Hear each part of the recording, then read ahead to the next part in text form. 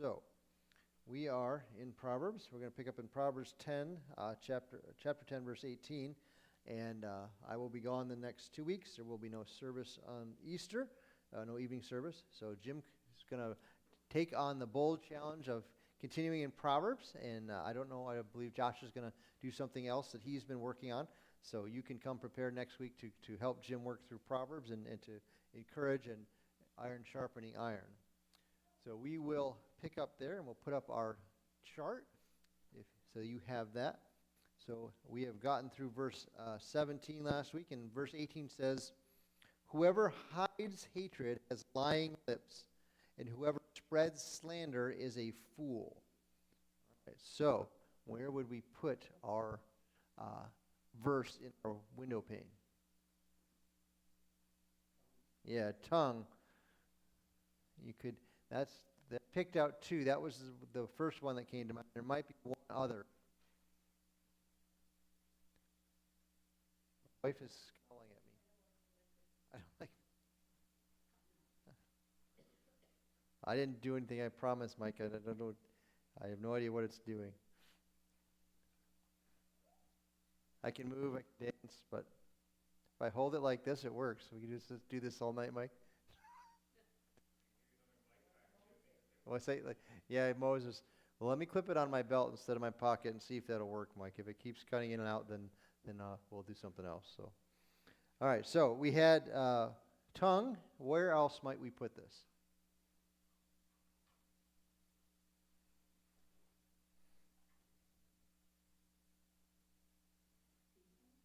People, yeah, because it talks specifically about the pool. I'm sorry, I didn't. You can, if it's okay with Mom, you can just yell out the answer, okay, or what you think, because sometimes I don't always see hands. So we're glad you're participating, though. All right, so this is a what is it? This is a intensification, so it's not a contrast between good and bad. It's an intensification of the description of this foolish person. So, in the first half of the verse, what is the description of this individual? What are they doing? What are they like?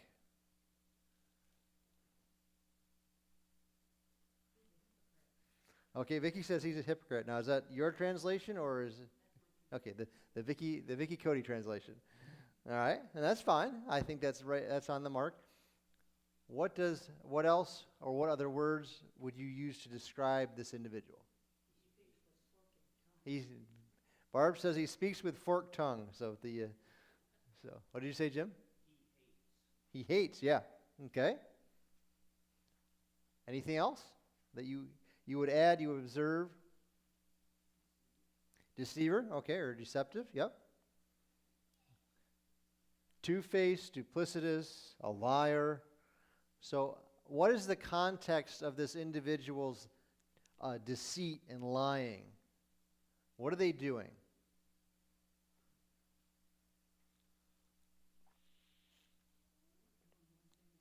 Okay, he's doing one thing and saying another. But what specifically? It's not just the fact that he's doing one thing, saying another. Solomon's describing a specific type of conduct or action.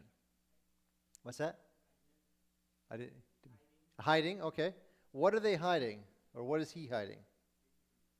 Hatred. Okay, so what is this person doing then? If he's hiding his hatred, what would that look like? Okay, he's trying to make himself look better. Good. So how is he treating or how is he talking about the individual who he hates or the group that he hates? Okay, behind their back. Yeah, so there's a perception or a description, as one commentator said, this is one who shows friendliness but is really hateful or hating the individual that they're being friendly to. Okay? So someone would say, well, that's why I speak the truth no matter what. So what's wrong with that approach to solve this problem? Okay, it isn't always necessary to speak the truth. Now, Vicky, I know is not saying lie. That's not what she's saying. Yeah. Yeah. So she continued on, which I thought that's where she was going, is that we speak the truth in love, and if you can't do it that way, then you probably shouldn't say anything. It's better to say nothing than to speak the truth wrongly or not speak the truth in the case of this man.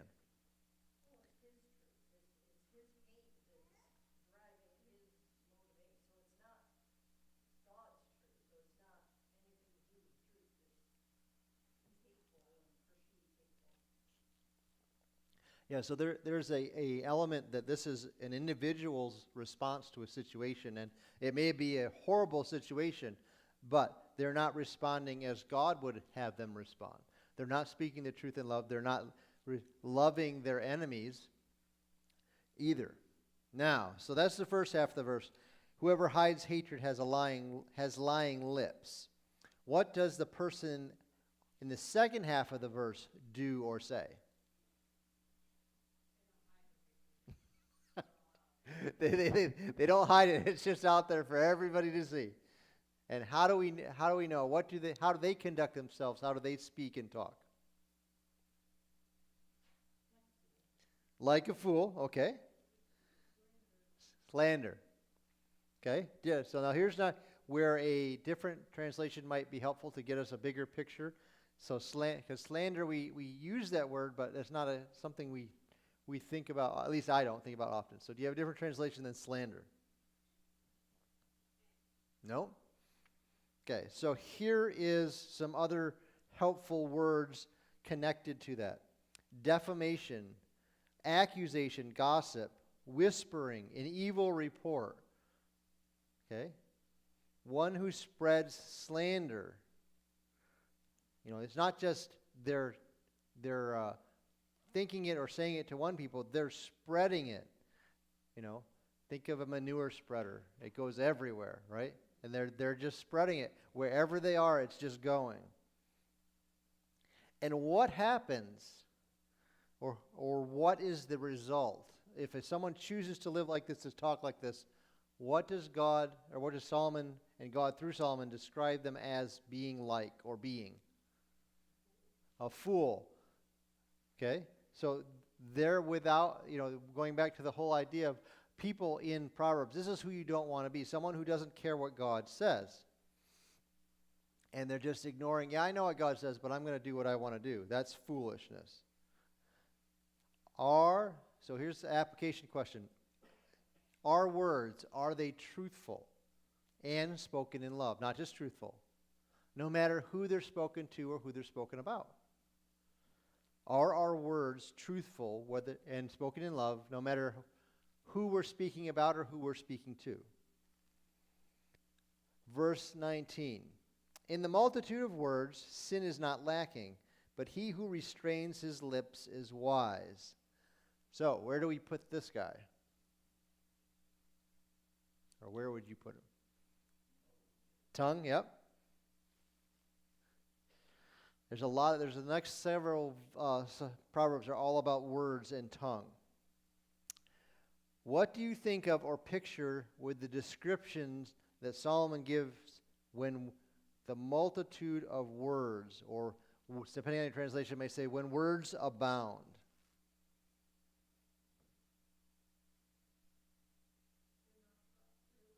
Okay, they're not thought through. What else?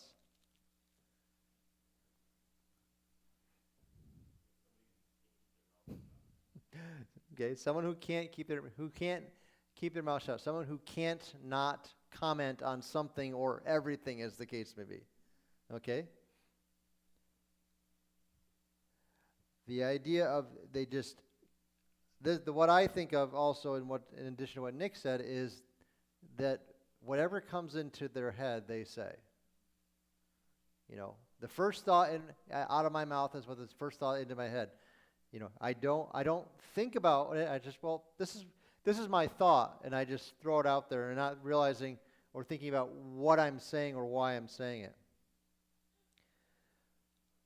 What happens when you talk a lot or communicate a lot? Because understand, Solomon's talking about words, but words can be communicated through writing, through conversations, it's not just simply face-to-face talk. So there are a lot of ways to communicate.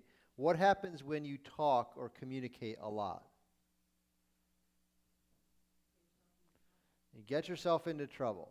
Why is that? Okay.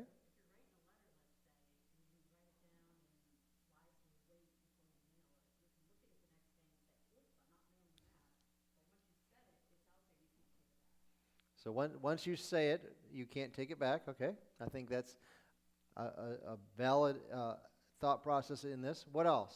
When you talk a lot or you communicate a lot, what happens? Yeah.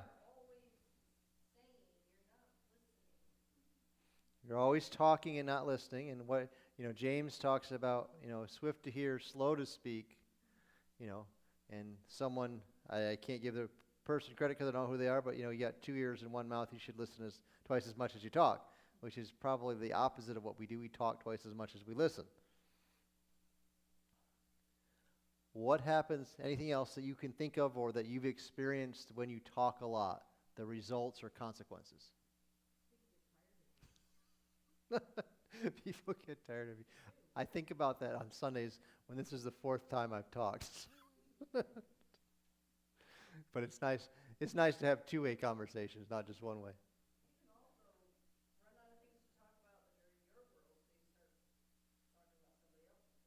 Uh, so if you, did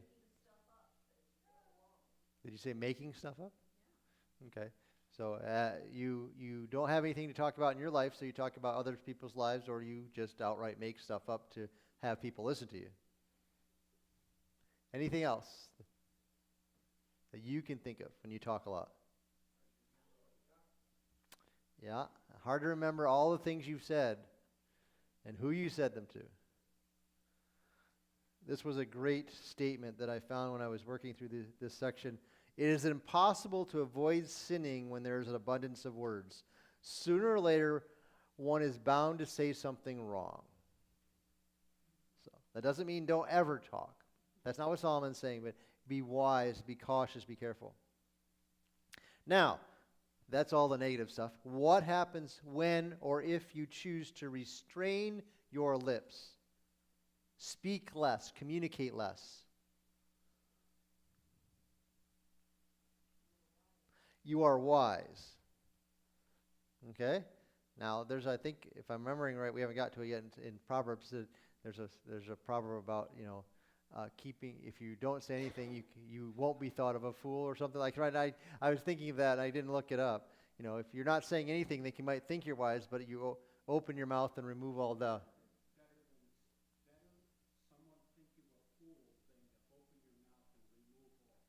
It's probably not. It's probably like a Benjamin Franklin thing or something. It probably, yeah. Better keep, yeah. Exactly.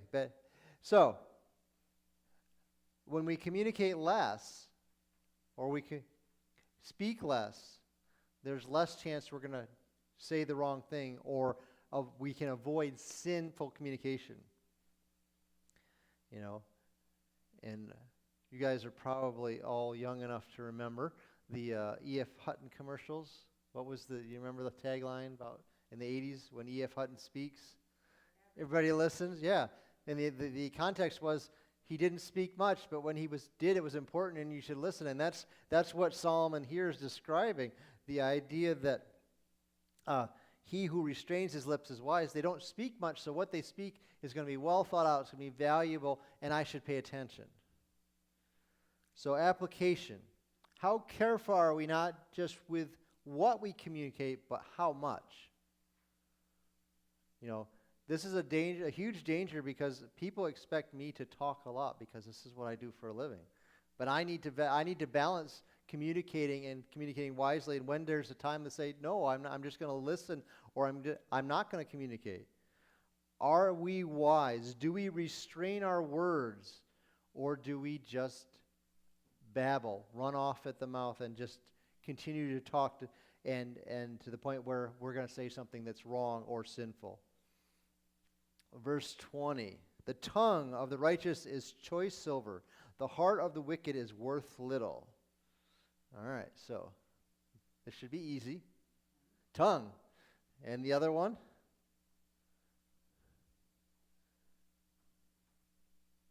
What do you think? Okay. That's not one I thought of. I thought of righteous and wicked, so that I thought of the people. But certainly principle could fit in there as well. So this is a contrast between the wicked and the righteous. What is the tongue or words or communication of the righteous like? Choice silver. Is there a difference between silver and choice silver? Vicki says probably. There is. Does anybody have something other than choice silver in their translation? I didn't find one, but you guys have some other translations that I don't always check. Good. Okay. Okay. So that's actually helpful. Jim's translation says sterling silver. It's one that's been tested or more refined than just silver. So it's higher grade, higher quality, higher purity. So it's not just silver, it's choice silver. It's the next quality up or a greater quality. How does this help us understand what righteous words, righteous communications are like?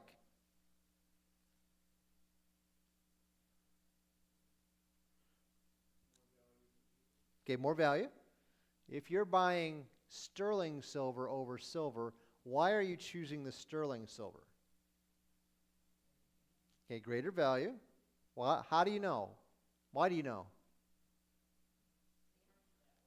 Okay, it's stamped that way.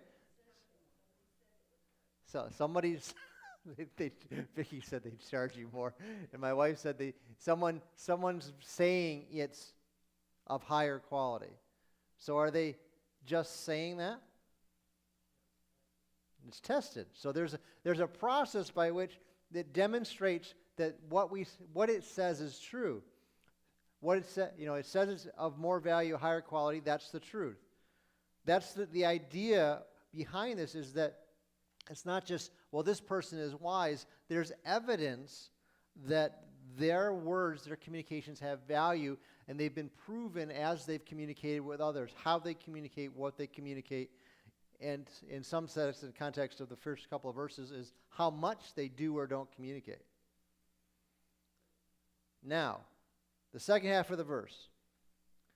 What is contrasted with the words or the communication of the righteous, or the tongue of the righteous?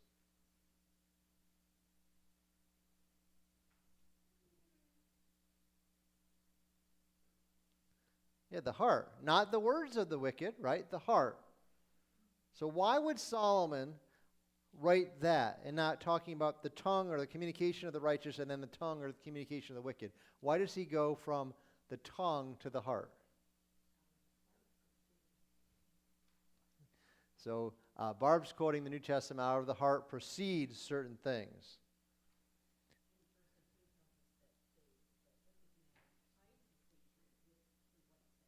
Okay, so yeah, Vicki's jumping back up to verse 18 where we started and saying there's a context in which, we can't trust the words of some wicked people because they're duplicitous and they're liars. Okay. What also is added to this is Solomon is saying, look, the words of the righteous have value, but not even the thoughts or what's in the heart of a wicked person has value. Let alone what they say. Not even their thoughts or their intents or their desires. The heart, the words, not only the words, but the heart of the wicked doesn't have any value. How valuable are not just our words, but our thoughts as well? This is the context of saying your value is in your words, but also it comes from your heart. How valuable are our words and our thoughts, our intents, our desires? How valuable is our heart? 21, the lips of the righteous feed many, but fools die for lack of wisdom. All right, so you should be just jumping right off, knowing right where this goes. So where does it go?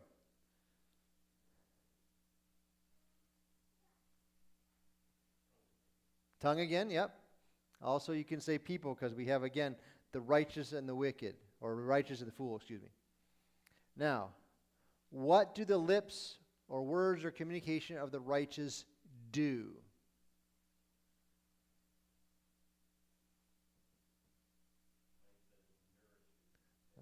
Okay, nourishes. That's, yeah, New King James says feeds. Nourishes is a little more helpful. Does anybody else have a different translation than feeds or nourishes?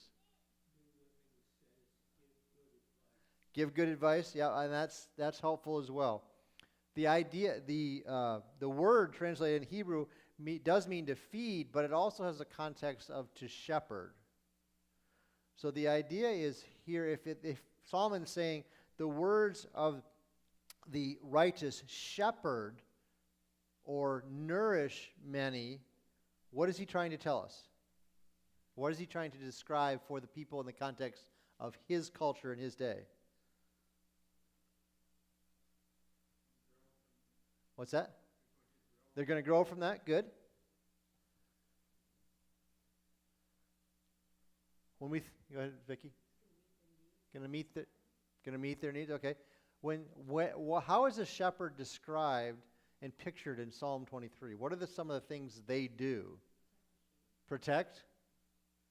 What else? Provide for their needs. They lead. I think this is what, to me, when I looked at that word, I think that's what Solomon's describing, is saying, hey, my dad was this kind of guy in life and shepherd. You all know what that means. So when you think of the lips, the words, the communication of someone who's righteous, this is what they do. They protect, they guide, they lead, they provide value, and that you can grow from listening to them. And it's not just one person here or one person there. The picture is that they're doing this and they're affecting a lot of people. You know, he says, the lips of the righteous feed, protect, shepherd many. Okay.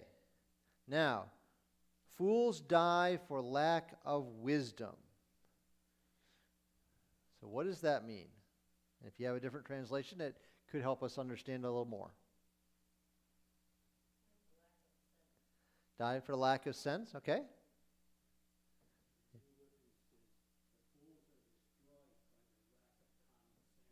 Okay, the fools are destroyed, yeah. So that's helpful as well. Fools die for lack of, the word is actually heart. I mean, it's a literal word in Hebrew. What about fools? What do they do for people in contrast with what the righteous do?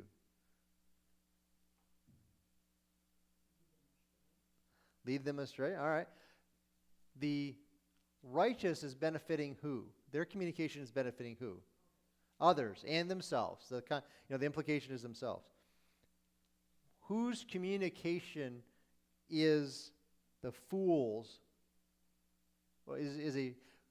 Whose communication is a fool benefiting? If they're communicating, who's benefiting from them? Nobody. Not knowing. And the context is, one commentator said, is the fool is such an impossible task, the fools cannot even help themselves. You know, the righteous, in the first part of the verse, are helping others, and the fools can't even help themselves. You know, because of their lack of wisdom, because of their lack of discipline, because of they're ruining, they can't help anybody else's lives, and they're ruining their own. So, application.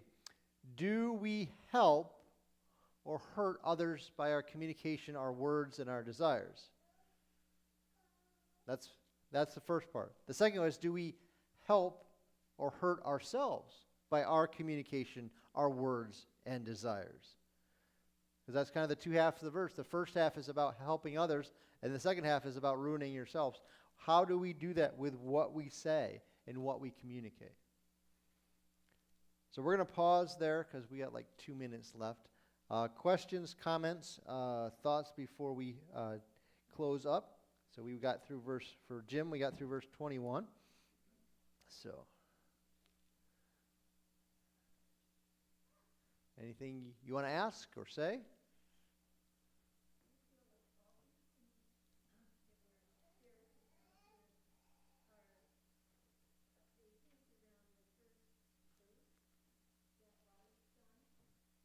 Are you going back to verse 1, Althea?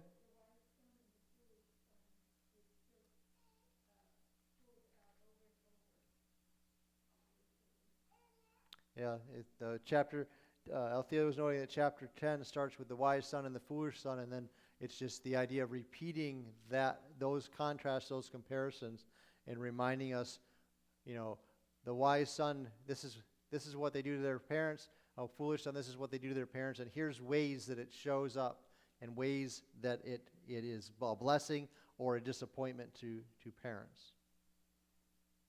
Anything else? All right, well, let us pray, and we'll be dismissed. Father, we thank you for the reminder repeatedly this evening in those few verses of our need to think through our communication, how much, what kind, and that we are careful and wise with not only what we say, but how much we say, that we restrain ourselves and we speak the truth, but we speak it in the right way at the right time, and that we consider whether what we're about to say or what we have said is helping or hurting others, or even if it's helping or hurting ourselves. Help us to be mindful of our communication this week as we think through these few verses in Proverbs and meditate on them throughout the week. We thank you for the privilege of being in your house again today. We thank you for what we've heard, what we've learned, and the privilege of worshiping you with other believers.